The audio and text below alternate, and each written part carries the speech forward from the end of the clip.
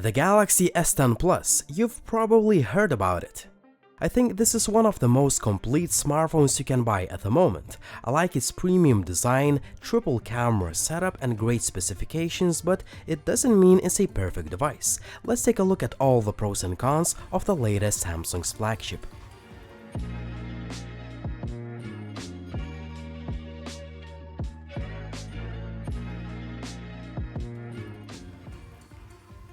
Just before we start, I have an international Exynos model of the Galaxy S10 Plus.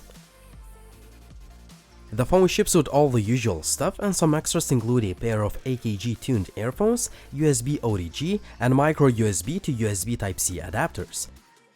However, I wish Samsung included a case to protect this expensive phone. A massive dynamic AMOLED display is a huge part of the Galaxy S10 Plus's design for a couple of reasons. First of all, the panel uses almost the entire space of the front of the phone, making it one of the best looking devices out there. Second, we have a dedicated cutout or punch hole for dual front-facing cameras. I have to say I like it a lot more than the notch that is used on many phones, even though I've never been the biggest hater of it. Third, the display is easily the best on any phone at the moment. It's super sharp, crisp, bright, the panel has deep blacks, punchy yet natural colors, and visibility under direct sunlight is excellent. Last but not least, we have an ultrasonic fingerprint scanner which is implemented under the display. I know it's kind of a hot topic right now and not everyone seems to like this technology. I have to admit, the fingerprint scanner was slow and unreliable once I just got the phone, but Samsung released a software update to improve it. So this is what I did. I deleted my initially registered fingerprint, then I registered the same finger 3 times, and now the fingerprint scanner works really well, even though it's still significantly slower than traditional scanners. However, it doesn't really bother me because the face unlock feature is really fast and accurate. There was literally no space to implement LED notification light, which used to be on previous Samsung's flagships. On the other hand, Sammy is probably the best when it comes to always on displays, as they are informative and you can choose from plenty of different styles. The rest of the design suggests this is a typical premium Samsung phone. We have a glossy metal frame and Gorilla Glass on the back. While I found the buttons to be excellent, I wish the power button was a bit lower so it's easier to reach with my thumb, and there is a dedicated Bixby button, again. I absolutely love a powerful and versatile camera setup that now consists of regular, telephoto, and wide-angle lens. More on image quality in just a bit. Other key features of the phone include a headphone jack that provides excellent audio, a hybrid dual SIM and microSD card for cheap storage expansion, and IP68 certification for water and dust resistance. Last but not least, dual stereo speaker system with Dolby Atmos is one of the best you can get on any smartphone. The sound is balanced, deep, rich, clear, and the loudspeakers can get really loud. Really digging the sound quality. Here are a few audio samples.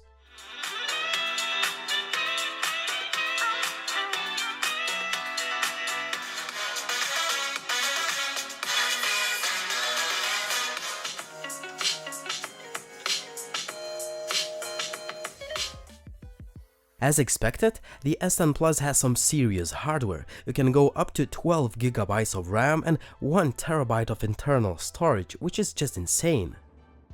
I have the base model with 8 GB of RAM and 128 GB of internal storage, and I have to tell you that the phone has enough power to handle any 3D game you throw at it. Samsung used a vapor chamber cooling system, AI-based performance improvements, and a GPU optimized to ensure smooth gameplay. The result of it, all games just fly, loading times are very short, graphics look really good, and the phone does not heat up to uncomfortable levels. Top-notch gaming performance.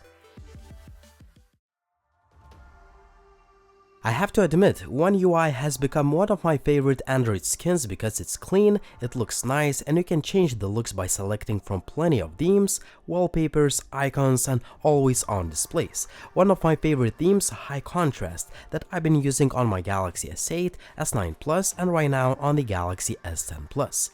As expected, the UI is packed with features and customization options, and while I don't use all of them, it's great to know they are here. You can adjust quite a few settings and choose from plenty of advanced features. Besides looking nice and clean, the One UI is excellent when it comes to speed and overall performance.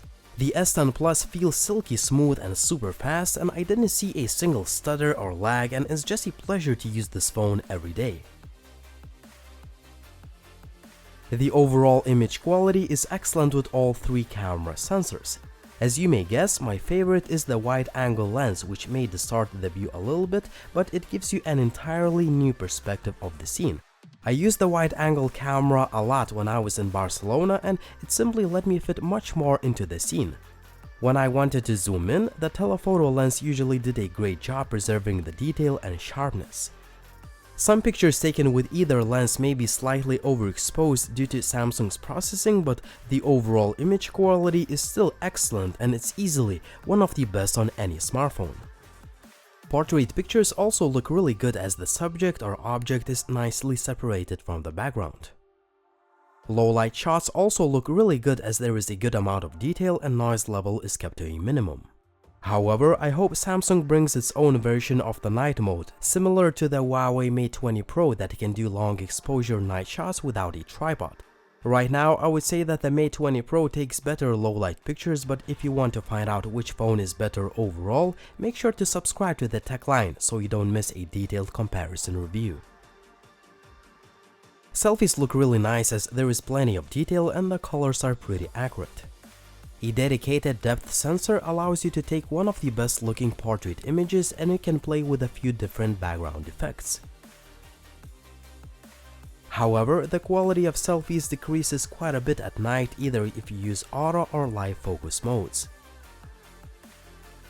Just before we start talking about the video, keep in mind that some of the videos were shot in poor light.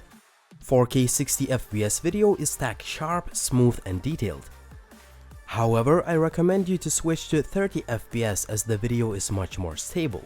If you want a really smooth video, you can use Samsung's Super Steady Video feature, which works really well. However, it brings more noise to the footage, and this feature works only in 1080p mode. One of my favorite features, you can switch between the main, telephoto and wide-angle cameras almost seamlessly while recording the video. Also, the quality of footage is really good using all the lenses. However, you can switch between different cameras only in 30fps mode. The 960fps slow motion video looks really good, and you can easily get dramatically looking shots. There is also a super slow motion mode that creates a video with a music background. The front-facing camera can record videos in 4K resolution, which is one of the highlights of the Galaxy S10 Plus for me as a video shooter. The quality of footage is probably the best we've seen on any phone, as you simply can't beat this amount of detail and sharpness. Samsung also brought dual pixel focusing technology to the selfie sensor, which does a great job with autofocus. Finally, great mics assure very good sound recording quality. This is 4K video, and we have image stabilization feature turned on. Overall, the Samsung Galaxy S10 Plus has one of the best and one of the most versatile camera systems you can get. As you may expect, the Galaxy S10 Plus is excellent when it comes to connectivity. I've tested call quality and signal reception in 3 different countries, and it's been great all the time. Also, Wi-Fi and LTE speeds are really good, and GPS is very accurate. Last but not least, you'll find all the sensors you will ever need on a smartphone. The battery life has been pretty good, although not as great as on some other flagships like the Huawei Mate 20 Pro. My best screen on time was over 8 hours when I tried to squeeze every minute out of this battery. On average, I could get from 5 to 6 hours of SOT, which is still a pretty good result considering a massive display. Charging time is about 1.5 hours, which is a good yet not the best result.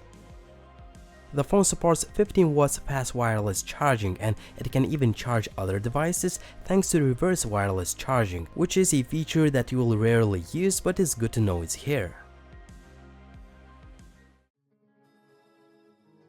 Overall, the Samsung Galaxy S10 Plus is a near excellent smartphone, but let's do some nitpicking and summarize the shortcomings first. I wish the phone had a notification LED light and the power button was a bit lower so it's easier to reach with my thumb. Finally, I hope Samsung will make their own version of night mode so it can compete with the likes of Google Pixel and the Huawei Mate 20 Pro. Other than that, the S10 Plus brings all the premium features you would expect from Samsung. The best display on a smartphone, premium design, excellent build, one of the best loudspeakers, a headphone jack, flawless all-around performance, one of the best and most versatile cameras, pretty good battery life, and some cool features like ultrasonic fingerprint scanner that is implemented under the display and reverse wireless charging. All in all, if you really nitpick, the Galaxy S10 Plus has a few flaws to consider, but overall, I think this is one of the best and probably the most complete smartphone that money can buy at the moment. Do you agree with me or not? Drop me a comment down below. Also, drop me a comment down below if you have any questions about the Galaxy S10 Plus. Like the video if you liked it. Please subscribe to the channel if you haven't already. Follow me on social media, and as always, it was Linus. Thank you for watching and see you soon.